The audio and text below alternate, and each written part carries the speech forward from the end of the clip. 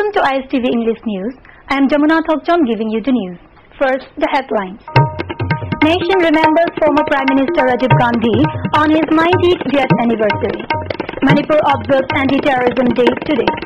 And special flights bring life-saving drugs, rice and aeroturbine fuel. Consumer Affairs Minister Y. Irabot leaves for Jiribam by road to take stock of the situation on National Highway 53. Now the news in detail. Special flights continue to airlift essential items including life-saving drugs and rice for the people of the state severely affected by the indefinite economic blockade caused by the All Naga Students Association Manipur and United Naga Council against the Manipur government's decision to hold autonomous district council election in hill districts.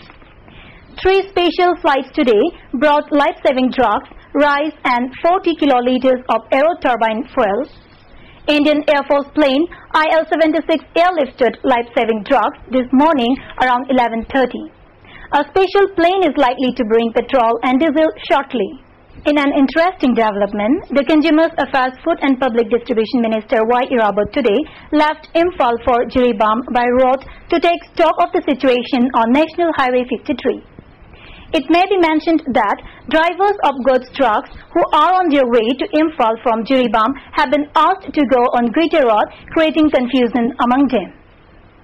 Non-teaching staff of Regional Institute of Medical Sciences, RIMS, today shut down the administrative block of the institution in protest against the non-payment of their salaries for April.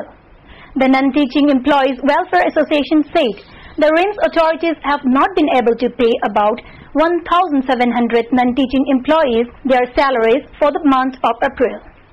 Speaking to the media, the association president Rasanta Kumar alleged that the problem rose as funds have been diverted. He said the salaries are to be paid by the last day of every month. He also said if the authorities fail to pay by the 5th of next month, the employees can resort to hesitation without informing the authorities, as there has been an agreement signed between the employees and the authorities.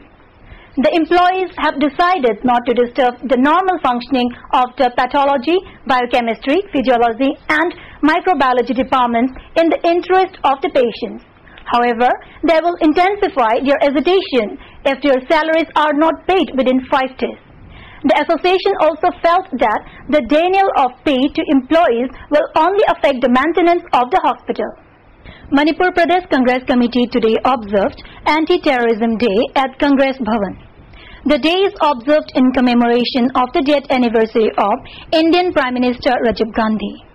MPCCI President G. Gaikhangam, Chief Minister Okram Ibobi, Congress MLAs, MPs and Congress workers took part in the observation. Floral tributes were paid to the late Prime Minister. All those present took oath to protect the harmony and oneness of the nation despite differences in caste, creed and religion. It was on this day in 1991 Rajiv Gandhi was killed by an LTTE suicide bomber while he was on an election campaign at Sri Perambudar. As part of the observation of the day, a blood donation camp was also organized by Manipur Pradesh Youth Congress.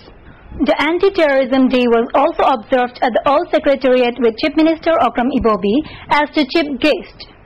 The function was attended by top civil and police officials who together took oath to fight terrorism in the state. In his speech, Okram Ibobi said terrorism is the greatest threat to the modern civilization and it has claimed countless number of innocent lives, caused physical or psychological injury to victims and destroyed valuable properties on a large scale.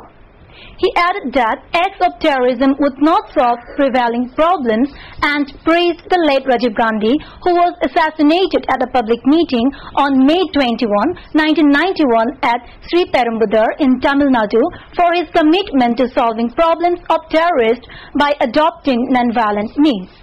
He also said that Rajiv Gandhi's policy was to work towards